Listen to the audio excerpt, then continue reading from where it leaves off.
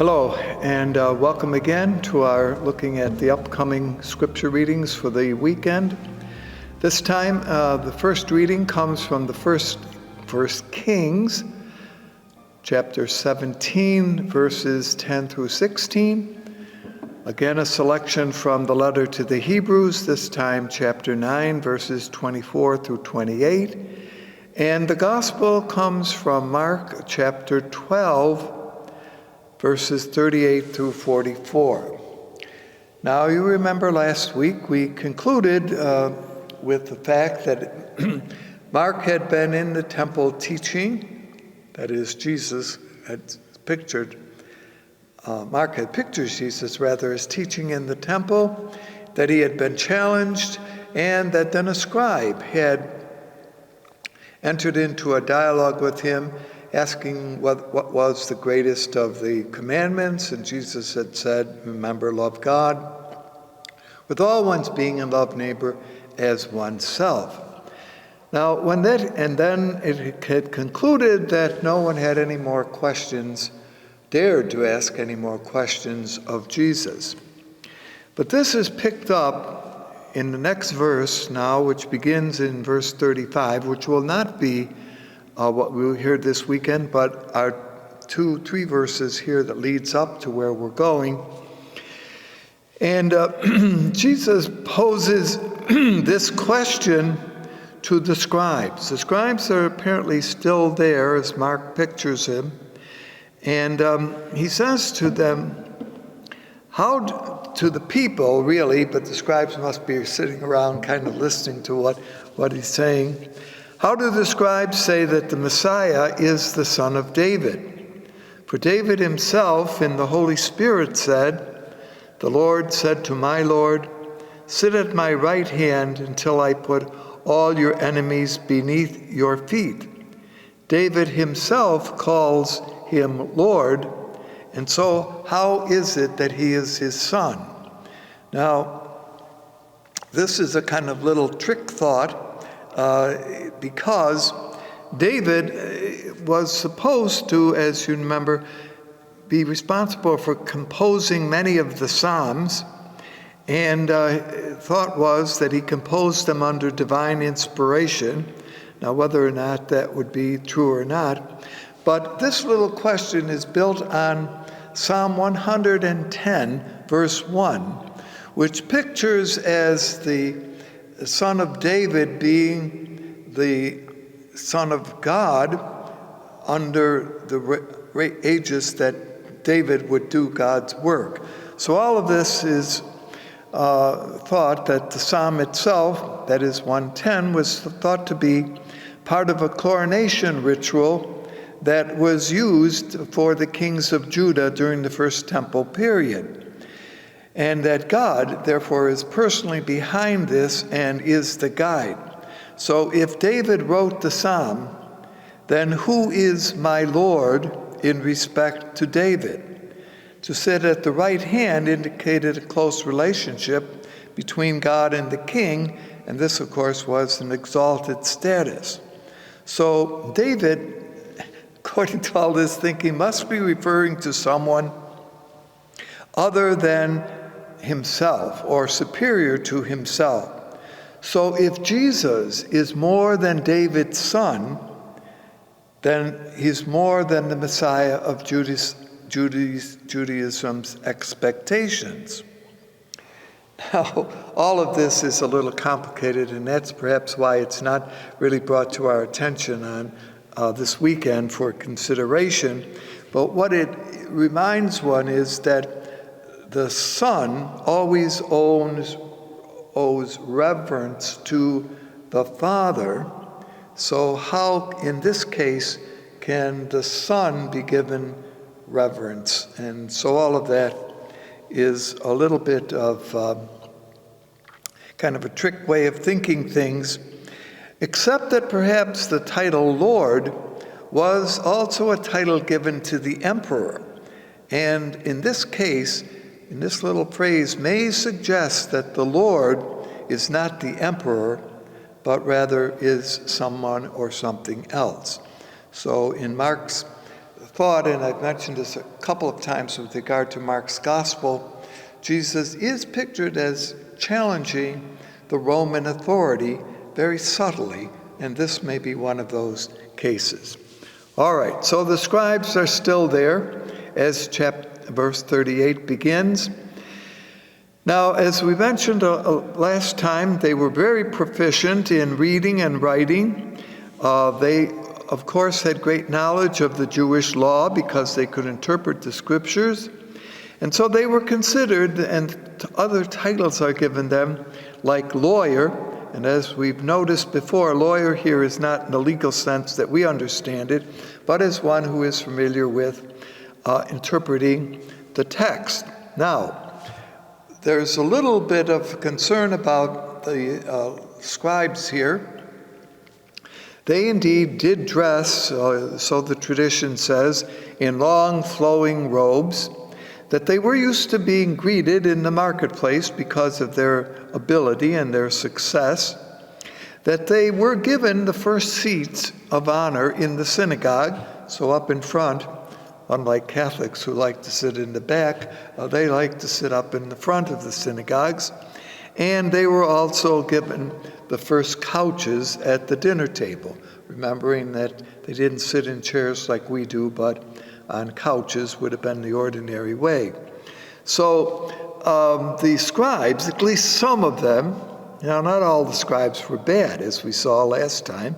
It was a good scribe, but in this case, they seek to get very honorable treatment and special position among the Jewish community or in Israel. Now, they were also accused of, and this is where this section goes, of devouring the household of widows. Now, that accusation, again, was maybe true about some. And then they were also accused, and you will like this one, of making long prayers for show, okay? So they had a lot of words, they could go on, and so that people would be paying attention, not necessarily to the prayer word itself, but to the way in which the scribes were doing this. So all of this is background now for this scene, which pictures Jesus still in the temple area and noticing what is going on. And now where he is sitting, we're not quite sure that he would, and why he was just sitting there, again, is perhaps just a setup for the importance of this story. But as he is, he notices that there is a widow who places into the collection box that is there 2 small coins. Now, the Mishnah, which is one of the important Jewish commentaries on the Torah or the Old Testament, tells us a little bit about what that was, that collection box. So, at least according to this description, that there were 13 trumpets all around this box. It was placed in the center of the sanctuary. And these 13, kind of interesting, were all labeled so that the money put into it would go to specific needs. So one might be labeled taxes for the year.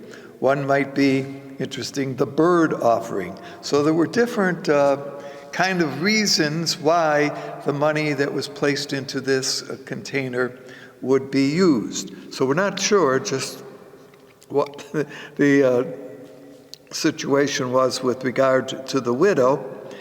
And when they're also, since the coins who were dropped in were copper, when they dropped into, or fell rather, into this box, they would reverberate, so people would hear.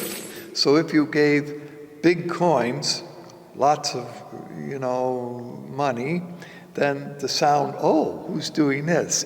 2 little coins would not have made much difference. Now, the lady or the woman who does this is pictured as a widow. You remember, we've noticed women before who are widows are considered in the society of the time to belong to the lower group. They found themselves in very difficult situation. There was the Levirate marriage, which we've discussed before, but not all widows were part of that part of life in Jesus' time. And so they much relied upon some family member to take care of them, maybe children, and if that didn't happen, then on charity. So 2 small coins are being placed by the widow. Now, the usual way in which this is interpreted is that Jesus points out that this widow has given more than all those who have a lot of money because she gives out of her need. And that is the traditional interpretation of this, and certainly it makes a great deal of sense that this woman who has very little is willing to give what she needs to live on. And it's perhaps with that in mind that the first reading, which comes from the book of Kings, is chosen today. It's built on the story of Elijah. Elijah, of course, one of the most popular of prophets in the Old Testament, and certainly also a very popular prophet in Mark's story, as we have seen. What had happened was that the prophet Elijah had come up against King Ahab, who at that time was king of Israel, and who had married a Phoenician woman named Jezebel. And Jezebel had brought into Israel shrines in honor of Baal, of the gods that she had worshiped for. And Elijah goes to Ahab and he's upset by this, saying the king should never have allowed this to happen, and because of this there will be a drought on the land of Israel. And that, of course, is bad times. Nothing will grow, famine will take place. And so at this point, Elijah now is on the run because Jezebel is not happy of what he has done. He is fed by ravens. This is part of the story here. But then he goes to the city of, or the place of Zaphrah. Now, Zaphrah was a Phoenician city. By the way, in the 1970s, archaeologists have done a bit to uncover this place, and so we get a little bit more information about what was going on in that place at that time. Zaphrah was about 10 miles south of Sidon, which was on the seacoast, and some 15 miles from ancient Tyre, which we've mentioned before, was a very important city of trade during this time. But all of this is to say that when Elijah goes there, he becomes the outsider, and she, of course, is the Phoenician. And as he comes near to her, he questions, the widow is outside gathering sticks. So we know that she's a widow, to build a fire, to do some baking. And the prophet says to her, give me something to drink. And okay. And as she's going to do that, and says, also give me something to eat. Well, the widow, in a response to Elijah, says, I'm down to my last little cup of flour and the last little bit of oil that I have, and I'm just at this point getting ready to make a meal for my son and myself before we die. So this whole famine, lack of water, has really affected not only Israel, but also the territory where the woman lives. And the request on the part of Elijah is quite bold, to say to her, before you eat, give me that bread. Well, she does. And of course, she's a remarkable woman, unnamed, by the way, but a very remarkable woman. And the upshot of the story is that Elijah says that because of her hospitality, and we remember we pointed this out a number of times, that hospitality is a key virtue in the Middle Eastern world. And once that she shows that hospitality to Elijah and welcomes, in effect, by feeding him into her home, she is taking a certain risk, but is showing great generosity toward him. And in return, you remember, it's a wonderful story that from this time on, the meal in the jar will never run out. The oil in the jug will never run out until the famine is over. So the hospitality and generosity of the widow is therefore brought to the attention of the listener, of the hearer, of the reader of this story of Elijah, a noble deed done by a foreign woman to an Israelite. Now, she, in this case, chooses to help someone over the fear that she will not be able to have any more food for herself or her son. But as we heard, she is rewarded. So I think that's why this story of this widow is brought into our consideration now as we look at the widow who places the coin, again showing great generosity to all the people of Israel by making her appropriate donation. Now that's the usual interpretation here, is that she gives from her need, just as the widow in the Elijah story had done, for the sake of, believing that what the scribes have been saying this money will be used for is important. Now, of course, there's a criticism here that they are not using this money in a fair way, and that, of course, is therefore makes this woman a heroine for what she is doing.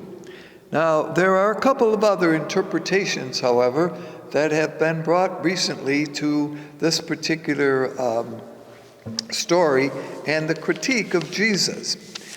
The assumption is, and if that's correct, that she is certainly an exemplar of what Jesus has been teaching.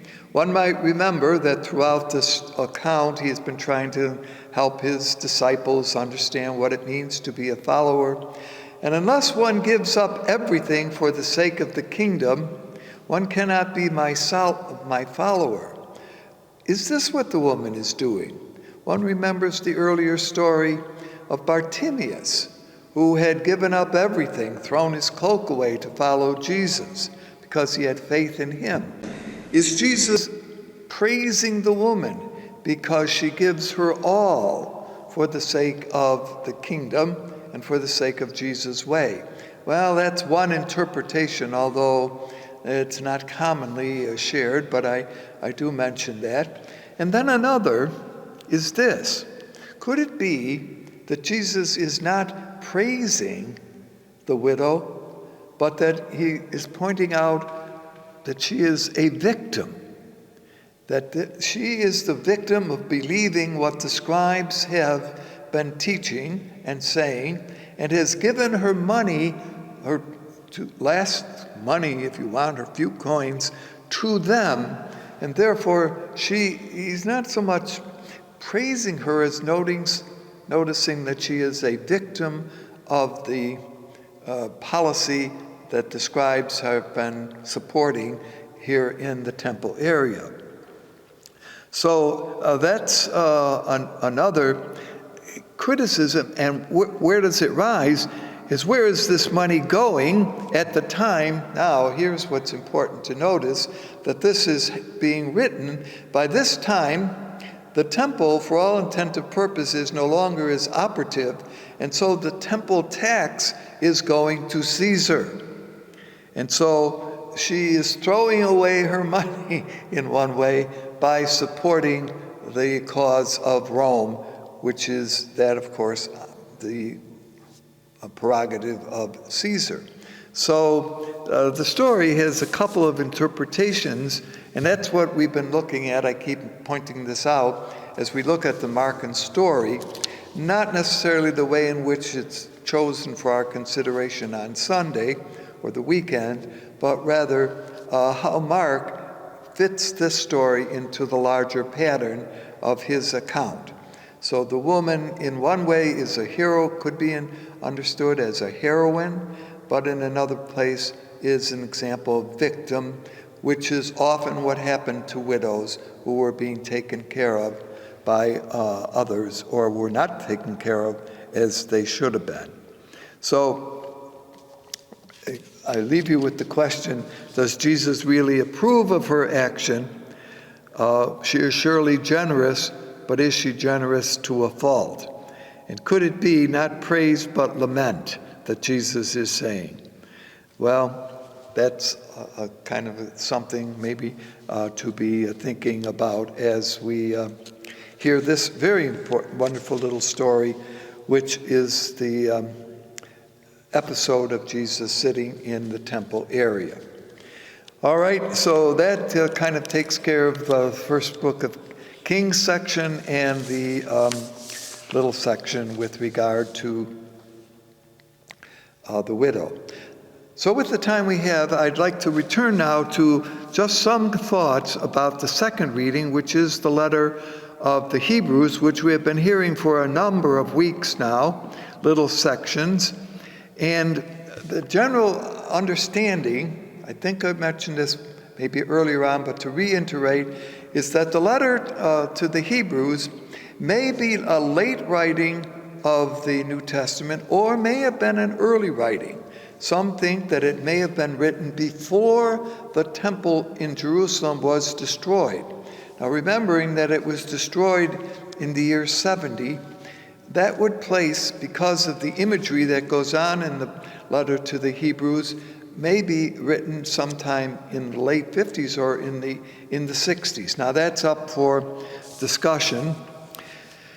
But what is interesting, of course, is that to understand the book of the letter to the Hebrews needs to be aware of the fact that you have a pretty good understanding of Jewish thinking, of Jewish life, of Jewish practice. And so it pictures, in this, as I've mentioned, the only work in the New Testament that pictures Jesus as a priest. Not only as a priest, but as the high priest, and as assuming, because with the destruction of the temple, the high priest is really, his role is gone, that Jesus now is the new high priest.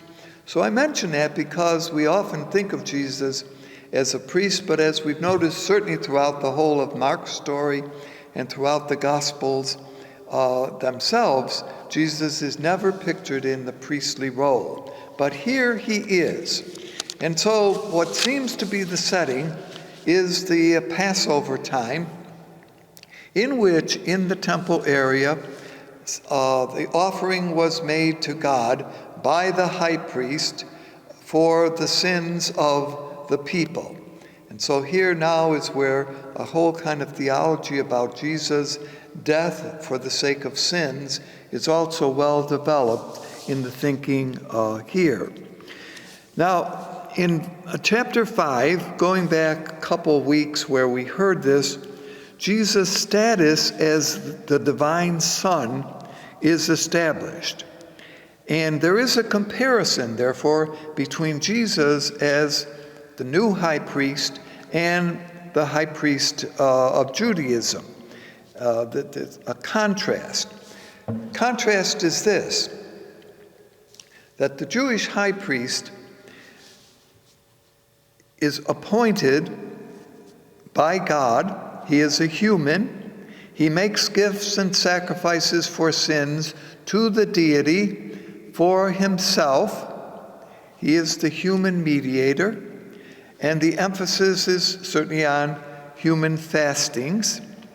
And God selects and calls the high priest to this particular role. Now, that really, in fact, it wasn't always the case at all in Jesus' time. The role of the high priest was an inherited role, but that was the, if one wants, the theology that was behind it. What is important here for the writer to the Hebrews is that Jesus is, yes, the high priest appointed by God.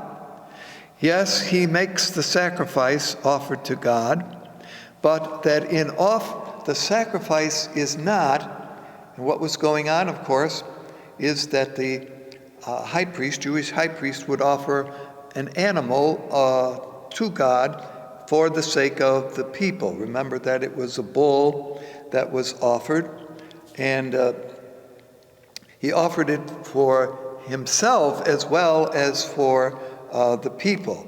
Then after the lamb or bull offering was made, then also you remember the goat was chosen, the famous goat which is observed in Yom Kippur, which is the conclusion of the Passover time, was sent out into the wilderness with the sins of the people.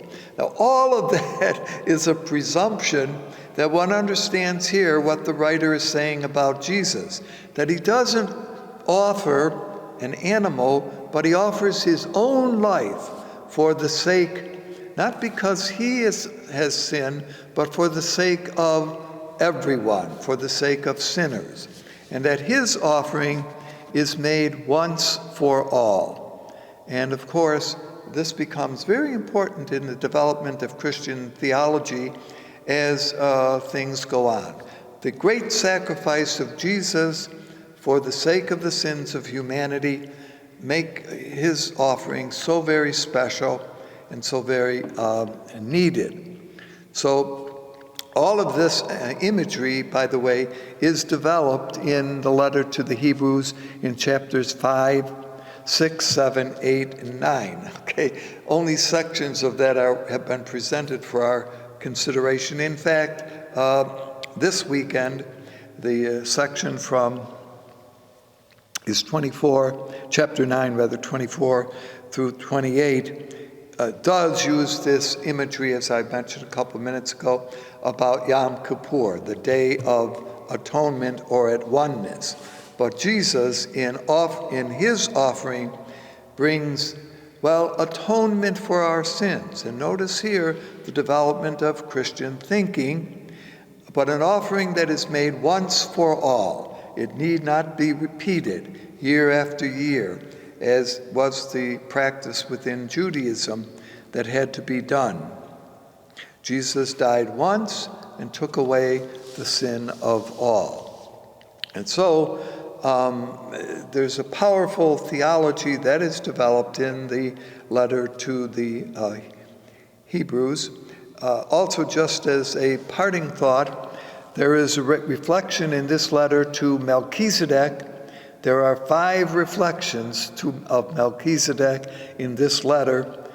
Melchizedek in the Old Testament is mentioned only twice. So the Christian writer here takes this unknown priest and develops him to make a kind of background for his thinking, for our understanding. So there's a lot more going on in the letter to the Hebrews, but I did want to take this opportunity, since we had a little bit of extra time, to reflect on the importance of Christian theology that is based on this particular work. Melchizedek is a priest, and of course, when we say according to the order of Melchizedek, Jesus is also a priest, is a kind of development of thought that is being made by the author of this work, whom we really do not know who the writer to the letter of the Hebrews is. Only that, as I mentioned, he has great familiarity with Jewish practice and thinking, may well himself have been a Christian Jew, and may well have had this really appreciative understanding of Jesus. And remember, then when we receive the sacrament of baptism, at the time that the chrism is placed on the forehead of the newly baptized, according to the kingly, prophetic, priestly role. And so that's really where this comes from. Well, thank you again for being with us.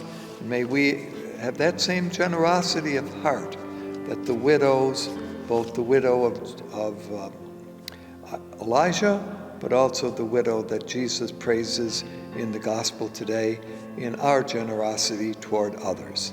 Thank you, and hope to see you again.